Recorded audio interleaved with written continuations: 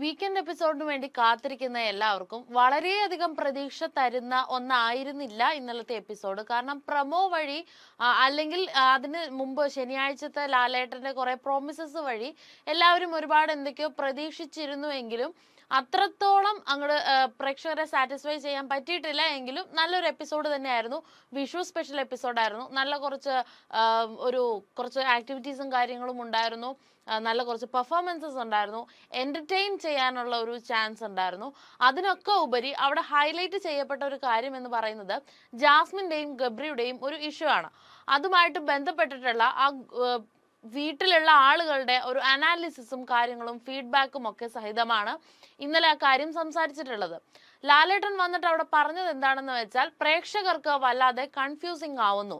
നിങ്ങൾ തരുന്ന ഔട്ട്പുട്ട് അതിൽ നിന്നും പ്രേക്ഷകർ മറ്റൊരു രീതിയിൽ ചിന്തിക്കുന്നു, അവർക്ക് കൺഫ്യൂസ്ഡ് ആകുന്നു എന്നുള്ള രീതിയിൽ ഒരു സ്റ്റേറ്റ്മെന്റ് പറഞ്ഞുകൊണ്ടിട്ടാണ് ഈ ഒരു ജാസ്മിന്റെയും ഗബ്രിയുടെയും കുറച്ച് കോൺവെർസേഷന്റെ കാര്യങ്ങളൊക്കെ പ്ലാസ്മ ടിവിയിൽ കാണിച്ചുകൊണ്ടിട്ട് തന്നെ ബിഗ് ബോസിലെ കുടുംബാംഗങ്ങളോട് അദ്ദേഹം ഇതിനെ പറ്റിയിട്ടുള്ള അഭിപ്രായമൊക്കെ ചോദിക്കുകയാണ് ചെയ്യുന്നത്.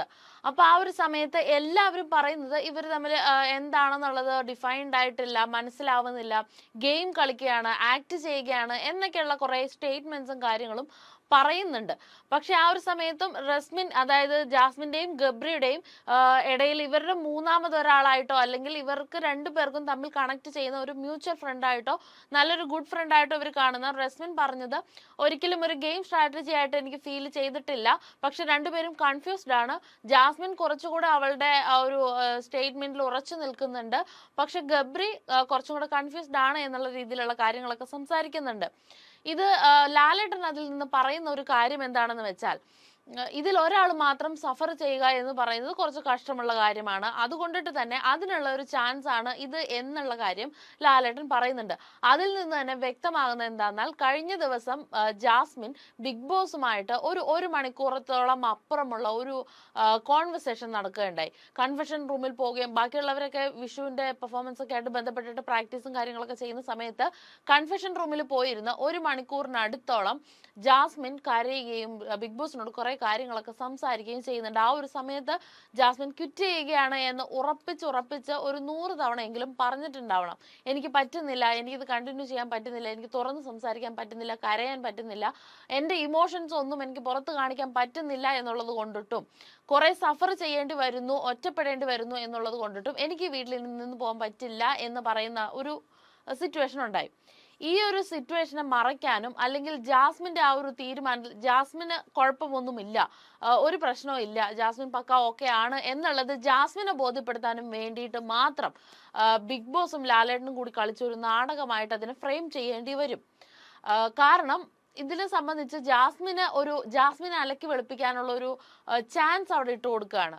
ജാസ്മിൻ അവിടെ തെറ്റ് ചെയ്തിരുന്നുണ്ടോ ഇല്ലയോ എന്നുള്ളത് മറ്റൊരു രീതിയിൽ ചിന്തിക്കേണ്ട ഒരു വിഷയമാണ്. അതൊരു മറ്റൊരു ചർച്ചയ്ക്കുള്ള വിഷയമാണെങ്കിൽ പോലും അവിടെ ജാസ്മിൻ ഗബ്രി ഇഷ്യൂ അവർ പറയുന്നത് എന്താണെന്ന് വെച്ചാൽ, പ്രണയത്തിലേക്ക് എത്തിക്കാൻ കഴിയാത്ത വിധമുള്ള ഒരു സൗഹൃദമാണെന്നാണ് അവർ പറയുന്നത്. അവരുടെ ഇടയിലുള്ള ഫ്രണ്ട്ഷിപ്പോ റിലേഷൻഷിപ്പോ അത് എന്തുമാകാം, പക്ഷേ ഒരാൾക്ക് മാത്രം അവിടെ ഒരു പ്രിവിലേജ് കൊടുക്കുന്നത് പോലെ, അല്ലെങ്കിൽ അവർക്ക് മാത്രം ജാസ്മിനെ സംബന്ധിച്ച് അത്യാവശ്യം നല്ല കോണ്ടന്റ് കൊടുക്കുന്ന ഒരാളാണ്, നല്ല ബോൾഡായിട്ട് കളിക്കുന്ന ഒരാളാണ്. ഇത്രയും വീട്ടിലുള്ള ഇത്രയും ഹൗസ് മേറ്റ്സ് ഒന്നടങ്കം ഒറ്റപ്പെടുത്തിയിട്ട് പോലും ഗെയിമിലേക്ക് വരുമ്പോഴോ അല്ലെങ്കിൽ ഒരു ഡിസിഷൻ മേക്കിങ്ങിലേക്ക് വരുമ്പോഴോ ജാസ്മിന്റെ ആ ബോൾഡ്നെസ്സും സ്ട്രെങ്തും കാണിക്കുന്നുള്ള ഒരാളാണ്.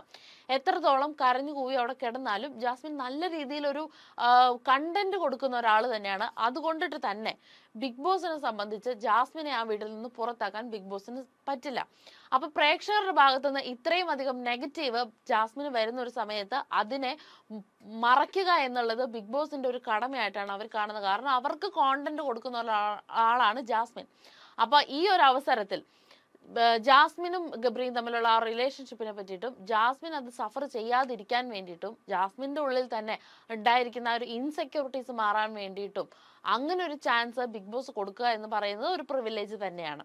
ആ ബിഗ് ബോസ് ഹൗസിൽ മറ്റാർക്കും ഇല്ലാത്തൊരു പ്രിവിലേജ് ആണ്. കാരണം സായി വന്ന സമയത്ത് സായി ആക്ച്വലി ജാസ്മിനെ എന്തൊക്കെയോ തരത്തിൽ ഹെൽപ്പ് ചെയ്യാനായിട്ടാണ് ശ്രമിച്ചിട്ടുള്ളത്. പുറത്ത് ഇങ്ങനെയൊക്കെയാണ് നടക്കുന്നതെന്നുള്ള ക്ലൂസ് ഒക്കെ കൊടുത്ത് ജാസ്മിന്റെ ഗെയിം വേണമെങ്കിൽ രണ്ട് രീതിയിലും ചിന്തിക്കാം. സായിയുടെ ഗെയിം കളിക്കുകയായിരുന്നു എന്നുള്ളതും ചിന്തിക്കാം, അല്ലെങ്കിൽ ജാസ്മിന്റെ ഗെയിം എന്താണെന്ന് മനസ്സിലാക്കി കളിപ്പിക്കാൻ ശ്രമിക്കുകയായിരുന്നു എന്നുള്ളതും ചിന്തിക്കാം. എന്താണെങ്കിലും ആ ഒരു സമയത്ത് പക്ഷെ ഇപ്പോൾ സായിനെ പക്ക ഒരു ഇരയാക്കി മാറ്റിക്കൊണ്ട്, അല്ലെങ്കിൽ ജാസ്മിൻ ഇത്രയും ഒരു വീക്കായി പോകുന്നത് സായിയുടെ ആ ഒരു കോൺവെർസേഷൻ കൊണ്ടാണെന്നോ അല്ലെങ്കിൽ പുറത്തു നിന്നുള്ള കാര്യങ്ങൾ വന്ന് പറഞ്ഞത് കൊണ്ടാണെന്നോ എന്ന് വരുത്തി തീർത്തു കൊണ്ടിട്ട് ഈ ഒരു ഇഷ്യൂവിനെ വേറൊരു തലത്തിലേക്ക് ആക്കാനായിട്ടാണ് ബിഗ് ബോസ് ശ്രമിക്കുന്നത് എന്നുള്ളത് കാണുന്ന ഏത് പ്രേക്ഷകർക്കും മനസ്സിലാകുന്ന ഒരു കാര്യമാണ്. അതിനുള്ള ഒരു നല്ലൊരു ചാൻസ് ലാലേട്ടൻ വന്ന സമയത്ത് കൊടുത്തു. കാരണം ഒരു പ്രൈം എപ്പിസോഡാണ്, ഒരു പ്രൈം ടൈമിലാണ് ലാലേട്ടൻ വരുന്ന എപ്പിസോഡ്. ഒരുപാട് റേറ്റിംഗിൽ പോകുന്നതാണ്, ഒരുപാട് ആളുകൾ കാണുന്നതാണ്. ആ ഒരു സമയത്ത് ഒരുപാട് ആളുകളിലേക്ക് ഈ ഒരു സാധനം റീച്ച് ആവാൻ വേണ്ടിയിട്ടുള്ള ഒരു ചാൻസ് കൊടുത്തിരിക്കുന്നത് പോലെ തന്നെയാണ് ഫീൽ ചെയ്തത്. ഓക്കെ, ആ ഒരു കാര്യങ്ങളൊക്കെ മാറ്റി നിർത്തിയിട്ടുണ്ടെങ്കിൽ ബാക്കിയൊക്കെ നല്ല അടിപൊളിയായിട്ടുള്ള പെർഫോമൻസും കാര്യങ്ങളോട് കൂടി ഒരു വിഷു സ്പെഷ്യൽ തന്നെയായിട്ടുള്ള നല്ലൊരു എപ്പിസോഡ് തന്നെയായിരുന്നു. ഇത് Bigg Boss Malayalam season 6 episode 36, 35ാമത്തെ ദിവസം 20 കണ്ടസ്റ്റന്റ് ആണ് ആ വീട്ടിലിപ്പോൾ നിലവിലുള്ളത്. ജ്യോതിഷ പണ്ഡിതൻ സിബിൻ എന്ന് പറഞ്ഞിട്ട് സിബിൻ ഒരു നല്ല രീതിയിലുള്ള ഒരു ആക്ട് അവിടെ കാണിക്കുകയുണ്ടായി. എല്ലാവരെയും പറ്റിയിട്ടുള്ള ഒരു അനാലിസിസും ഫീഡ്ബാക്കും ഒക്കെ പറഞ്ഞുകൊണ്ടിട്ട് ഒരു സർക്കാസ്റ്റിക് ആയിട്ടുള്ള ഒരു വഴി കൂടെ ഒരു അടിപൊളി പെർഫോമൻസ് സിബിൻ ചെയ്യുകയുണ്ടായി.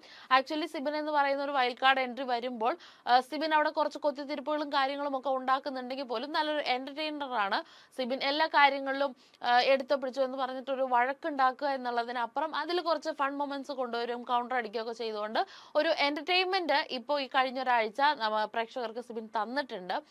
അതുപോലെ തന്നെ ഈ ഒരു പെർഫോമൻസും നല്ല അടിപൊളിയായിരുന്നു. എല്ലാവരുടെ ഭാഗത്തുനിന്നും നല്ലൊരു ഫീഡ്ബാക്ക് സിബിനും ലഭിക്കുകയുണ്ടായി. അതുപോലെ ശനിയാഴ്ചത്തെ എപ്പിസോഡിന്റെ ലാസ്റ്റില് ലാലേട്ടൻ ജാൻമണിക്കും ജാസ്മിനും ഗബ്രിക്കും ഉള്ളത് തരാം എന്ന് പറഞ്ഞു പോകുമ്പോൾ ജാൻമണി ഇന്നത്തെ എപ്പിസോഡിൽ പൊരിക്കുമെന്ന് തന്നെ വിചാരിച്ചിട്ടാണ് പ്രേക്ഷകർ ഉണ്ടായിരുന്നിട്ടുള്ളത്. പക്ഷെ പ്രേക്ഷകർക്ക് നിരാശയാണ് കിട്ടിയിട്ടുള്ളത്. കാരണം ജാൻമണിയോട് ലാലേട്ടൻ കുറച്ച് ബയസായിട്ട് ഇനിയിപ്പം അവരോട് പറഞ്ഞിട്ട് കാര്യമില്ല എന്നുള്ളത് കൊണ്ടിട്ടാണോ എന്നാണെന്നറിയില്ല. എന്തായാലും ജാൻമണിയോട് കുറച്ച് ബയസ്ഡായിട്ട് കുറച്ച് കാര്യങ്ങളൊക്കെ പറയുകയും പുള്ളിക്കാരിക്ക് പറയാനുള്ള ന്യായീകരിക്കാനുള്ള ചാൻസും മെഴുകാനുള്ള ഒരു ചാൻസ് ഇട്ട് കൊടുക്കുകയാണ് ചെയ്യുന്നത്. ജാൻമണിക്ക് ഇപ്പോഴും മനസ്സിലാവുന്നില്ല. അവരുടെ ഉള്ളില് ഒരു കൈൻഡ് ഓഫ് ഇന്നസെൻസ് പല ഭാഗത്തും തോന്നുന്നുണ്ടെങ്കിൽ പോലും അവർ ചെയ്യുന്ന ആ വീട്ടിൽ മൊത്തത്തിൽ ചെയ്ത് കൂട്ടുന്ന ആക്ട് വളരെ റോങ് ആയിട്ടുള്ള ഒരു സംഭവങ്ങളാണ്. അപ്പോൾ ആ ഒരു വളരെ മോശമായിട്ടുള്ള ഒരു മെസ്സേജും കാര്യങ്ങളുമാണ് വീട്ടിൽ നിന്ന് അവരുടെ ഔട്ട്പുട്ട്. ആക്ച്വലി ആ വീട്ടിൽ നിന്ന് കൊടുക്കുന്ന ഔട്ട്പുട്ട് ആ ഒരു മോശമായിട്ടുള്ള സംഭവങ്ങൾ തന്നെയാണ്. അപ്പോൾ ആ ഒരു കാര്യങ്ങൾ അത് അങ്ങനെ പ്രേക്ഷകർ പ്രതീക്ഷിച്ച പോലെ ജാൻമണിക്ക് അങ്ങനെ ഒരിക്കലൊന്നും കിട്ടിയിട്ടുണ്ടായിരുന്നില്ല. അതോടൊപ്പം എവിക്ഷൻ എന്ന് പറയുന്ന ഒരു പ്രോസസ്സ് വിഷു ആയിട്ട് ക്യാൻസൽ ചെയ്യുന്ന ഒരു സിറ്റുവേഷൻ ആണ് ഉണ്ടായിരുന്നത്. വിഷു ആയതുകൊണ്ടിട്ട് എവിക്ഷൻ ക്യാൻസൽ ചെയ്യുന്നു എന്ന് പറയുന്നു. പക്ഷെ അതിനു മുമ്പായിട്ട് ശരണ്യയും ജാൻമണിയുമാണ് എവിക്റ്റഡ് ആവുന്നത് എന്ന് പറഞ്ഞിട്ടുണ്ടായിരുന്നു. അവരെ പ്രധാന വാതിലിലൂടെ പുറത്തേക്ക് വരാം എന്നൊക്കെ പറഞ്ഞിട്ടുള്ള സ്ഥിരം ബിഗ് ബോസിന്റെ ഡയലോഗ് കേട്ട് എല്ലാവരും ടാറ്റ ഗുഡ് ബൈ പറഞ്ഞ് കരഞ്ഞു മെഴുകി നിൽക്കുന്ന ആ ഒരു സമയത്ത് ഒരു സർപ്രൈസ് ആയിട്ടാണ് ലാലേട്ടൻ വീട്ടിലേക്ക് വന്നിട്ടുണ്ടായിരുന്നത്. അപ്പൊ ഒരു എവിക്ഷനൊക്കെ മാറ്റി വെച്ചു എന്നുള്ള കാര്യം ആ ഒരു സമയത്ത് എല്ലാവരോടും പറയുമ്പോൾ എല്ലാവരും ഭയങ്കര ഹാപ്പി ആവുന്ന പോലെയൊക്കെ കാണിക്കുന്നുണ്ട്. അത് പുറമെ കാണിക്കുന്നതാണോ ഉള്ളിലുള്ളതാണോ എന്ന് നമുക്ക് പറയാൻ പറ്റില്ല. കാരണം ഓരോരുത്തരും ഓരോ ആഴ്ച വീട്ടിൽ നിന്ന് പുറത്തു പോകുമ്പോൾ അവിടെ സേഫ്ഡ് ആയിട്ട് നിൽക്കുന്നവർക്ക് ഒരു ആശ്വാസം തന്നെയാണ്. എത്ര തരത്തിലുള്ള ഒരു സിറ്റുവേഷൻഷിപ്പോ സൗഹൃദവുമാണ് ആ വീടിന്റെ ഉള്ളിലുള്ളത് എന്ന് പറഞ്ഞാലും ഓരോരുത്തരും പുറത്തു പോകേണ്ടത് മറ്റുള്ളവരുടെ ആവശ്യമാണ്. എങ്കിലേ കളിയുടെ ലാസ്റ്റ് ടോപ്പ് 5ലേക്കും അതിനുശേഷം ടോപ്പ് 3യിലേക്കും ഒക്കെ എത്താനുള്ള ഒരു ചാൻസ് മറ്റുള്ളവർ ഒന്ന് ചീഞ്ഞ് മറ്റൊന്നിന് വളമാകുക എന്ന് പറയുന്നത് തന്നെയാണ് ബിഗ് ബോസിലെ സർവൈവലായിട്ട് വരുന്നത്. പക്ഷെ ഈ ഒരു സമയത്ത് ജാൻമണിയും ശരണ്യൊക്കെ സേവ്ഡ് ആയി എന്ന് പറഞ്ഞപ്പോൾ നല്ല രീതിയിൽ മനസ്സുകൊണ്ട് സന്തോഷിച്ച ആളുകളുമുണ്ട്, പുറമേ വെറുതെ അഭിനയിച്ച് കാണിക്കുന്ന ആളുകളുമുണ്ട്. നമുക്ക് പലരുടെയും ഫേഷ്യൽ എക്സ്പ്രഷനിൽ നിന്നും മനസ്സിലാവുന്ന ഒരു സംഭവം തന്നെയാണ്. കാരണം ആഴ്ച തുടങ്ങി ഈ ഒരു ശനിയാഴ്ച തിങ്കൾ മുതൽ ശനി വരെ ജാൻമണിയൊക്കെ എല്ലാ കാര്യത്തിനും വിട്ട് ക്രൂശിക്കുന്ന ആളുകളാണ്. ഞായറാഴ്ച ജാൻമണി പുറത്തു പോയില്ല തിരിച്ചു കയറി എന്ന് പറയുമ്പോൾ സന്തോഷിക്കുന്നതായിട്ട് കാണുന്നത്. അപ്പൊ അതിലൊരു ഫേക്ക്നെസ് ഉള്ളതായിട്ട് ഫീൽ ചെയ്തിരുന്നു. പിന്നെ അതുപോലെ ഒരു അടിപൊളിയായിട്ടുള്ള എല്ലാ പെർഫോമൻസും വെച്ചിട്ടുള്ള ഒരു കൾച്ചറൽ ആക്ടിവിറ്റീസ് ഒക്കെ കൊടുത്തിട്ടുള്ള നല്ലൊരു പെർഫോമൻസ് അവിടെ കാഴ്ചവെച്ചിട്ടുണ്ടായിരുന്നു. സിബിന്റെ നേതൃത്വത്തിൽ സിബിനാണ് കൊറിയോഗ്രാഫി ചെയ്തത്. ഇത്തരത്തിലുള്ള കാര്യങ്ങളൊക്കെ ചെയ്യാൻ സിബിൻ അടിപൊളിയാണ്, നല്ലൊരു കണ്ടസ്റ്റന്റ് തന്നെയാണ്. അതുപോലെ എല്ലാവർക്കും കൈനീട്ടമൊക്കെ കൊടുത്ത് നല്ല ഒരു എന്താ ഒരു ഓണവില്ല് സംഭവത്തിൽ ആ ഒരു എപ്പിസോഡ് ശുഭമാവുകയായിരുന്നു. നല്ലൊരു എപ്പിസോഡ് തന്നെയായിരുന്നു.